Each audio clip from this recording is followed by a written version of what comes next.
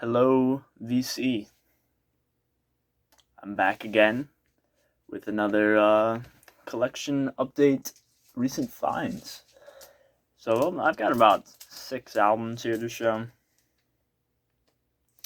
I want to thank everyone for the support on the last video. Got like 130 views, which is pretty crazy. So that was very nice. A nice surprise. And sorry if this video is a little dark. It is been raining out here past couple days. So let's just get started. I picked this up out of the $3 bin, which is a pretty good deal. This is the original mono king size. Now I have a reissue of this, so I might keep this one. I might sell it. I don't know. It's kind of beat. I really got to clean it and play it, but it's just dirty. I got to clean it. But I have a feeling it might sound alright, so, thought I'd just get it. And most of these I got from Dig Records in Leesburg, Virginia. So I highly recommend that place. Alright, next here I got from the same place. Underground Sunshine. Oh, it's really dark. There you go. By Let There Be Light by Underground Sunshine. On this really weird label. Intrepid. This album's alright. It's not the greatest. It's too many covers, I think, is the problem. The original songs are really psychedelic, like fuzz guitar lead, stuff like that. But the covers just like kill this album. I feel like it would be really good without the covers. But it's a cheap album, and I picked it up really cheap, and it's super clean. So might as well. Alright, next here is a kind of unusual online buy for me. Was scouring eBay late at night, like I do a lot of the time, and I came across this. This is Waterloo Lily by Caravan. This is a promotional copy. It's in pretty nice shape. On the original London. This is the one after In the Land of the Grey and Pink. And it's pretty good.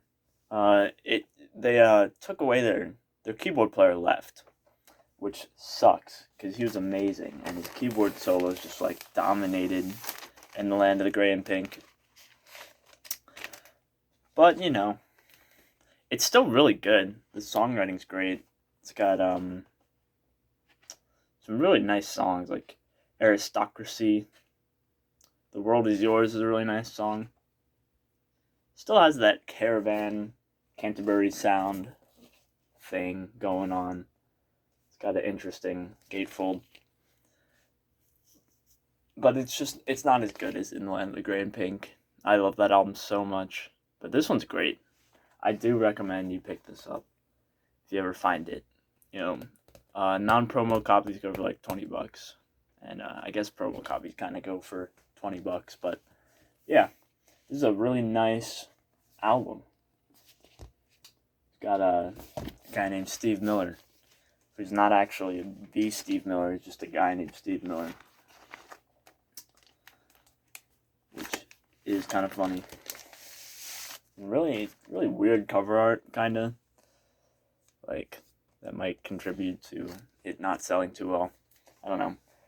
They were frustrated with their lack of success, which I don't get because they're amazing. Alright, next here is another band that I love. This is the Groundhogs. Thank Christ for the Bomb. If you've never heard of the Groundhogs, go straight to this album. This is the album I'd recommend by them. Thank Christ for the Bomb. It's so good. I brought this home and I didn't realize how amazing it was. It's just got really great songs. Like a blues hard rock group. Tony McPhee is a really great guitar player. I love this cover art. You know, it's got the end, and then it's got the World War One plane dropping like poppies, because of like Poppy Day, I think. Yeah, Groundhogs. I have Blues Obituary, and this one is definitely better. But I do like Blues Obituary still.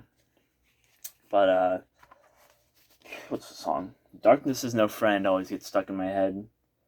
And just listen to the whole thing. It's so good. And this is an original US. It's got like some water damage at the top, kind of, but like you don't really notice it. Got this at Dig Records too. There you go. It's a pretty dang clean copy, and it was pretty cheap for what this album usually goes for in clean shape. But this pressing sounds great too. This is just original U.S. Liberty pressing. Or not Liberty pressing, but on Liberty Records. And it sounds so good. The bass is really punchy. And it's just mixed really well. So I'm really happy with this pickup. It was, I don't know if I'd listened to this album before I bought this.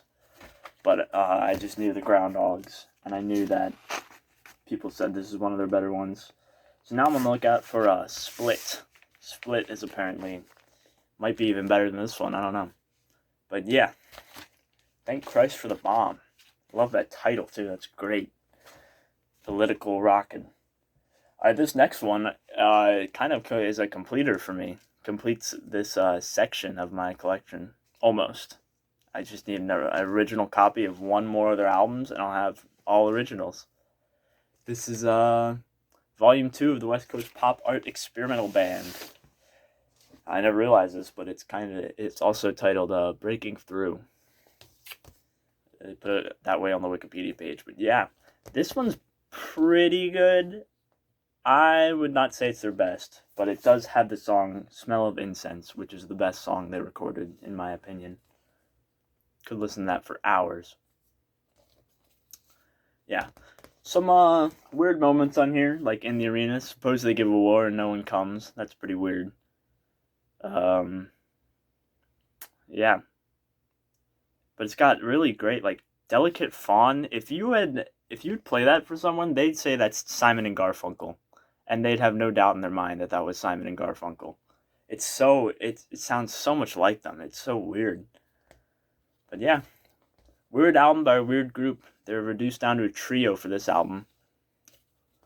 Bob Markley. There's a great video on YouTube, I don't remember who it's by, explaining the history of this band. And it's really interesting. If you look up West Coast Pop Art Experimental Band, I think it comes up. And I would definitely recommend watching that, because this is a really interesting group. This is original on the Tricolor Reprise label. That's how you're supposed to say it. But we all say Reprise, because that's the better way. This is original stereo. First press. It's like a pretty strong VG. And yeah, this is, I mean, I recommend picking it up. It's not even, I would own this if this was their only album, I think. Like, I wouldn't, this is not just like a filler completed, collection completer type deal on this album. Like, it's pretty good. And just Smell of Incense just blows me away. I love that song so much. Shocking that wasn't a big hit for them. It really should have been. Again, it's probably their band name. They were called something a little less weird. Maybe that'd be better. But yeah, this cover's in really good shape. It doesn't have like ringwear or anything. Alright, this brings me to this next one, which was actually this is my birthday passed. So it's kind of a birthday pickup for me. But I wanted to order something that was really hard to get in the U.S., or almost impossible to get in the U.S. And there was one for sale in Ohio. So, like, yeah, pick that up off of Discogs. Bert Janisch, Jack O'Ryan. This is my first Bert Janisch album that I own. Oh man, do I love this album.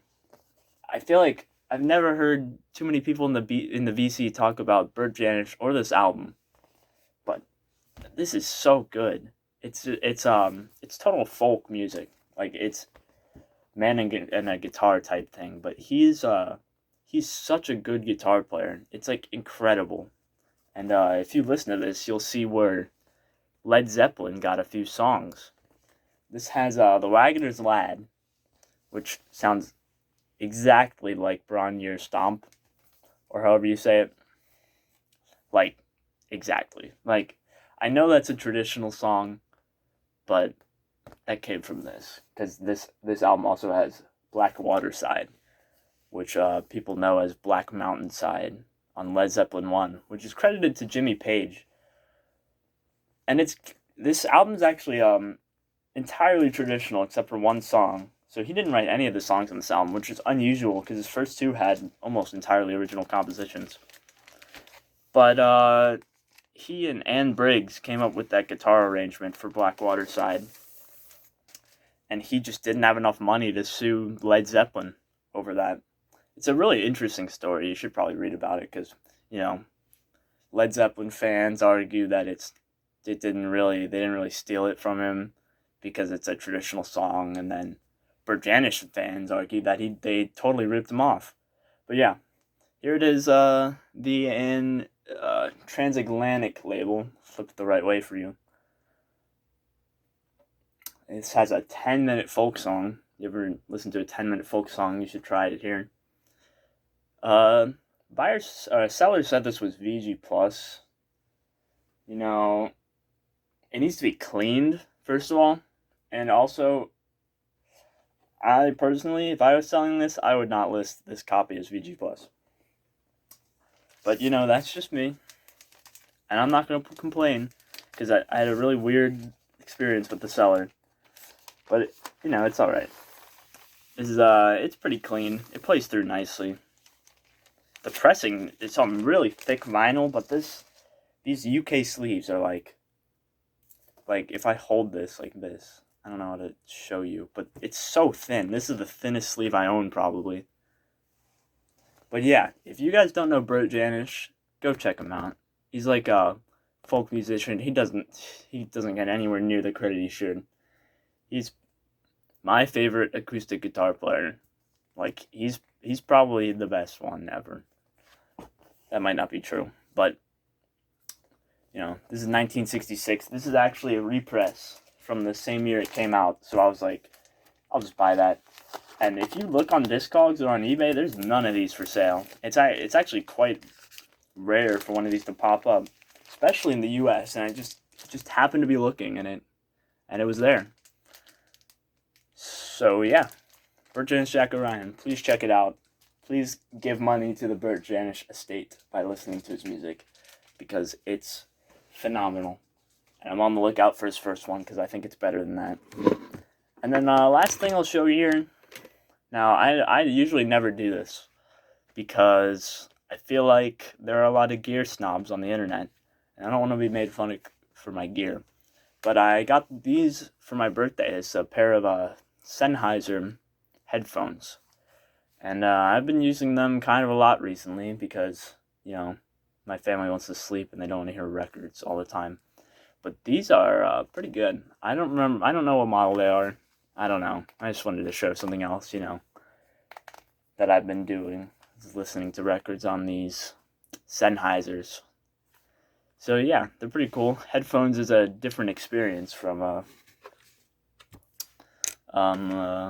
speakers. It's interesting. Sometimes you hear things that you didn't hear before on your headphones. So yeah, that'll probably be it for this video. Thank you for watching. Thanks for the support. My subscriber count has like tripled or quadrupled or something. I don't even know. But yeah, thank you so much to everyone who subscribed and watched and liked. Please leave a comment. I love comments. Comments are really cool. Like reading them. Yeah. Thanks for watching. Goodbye.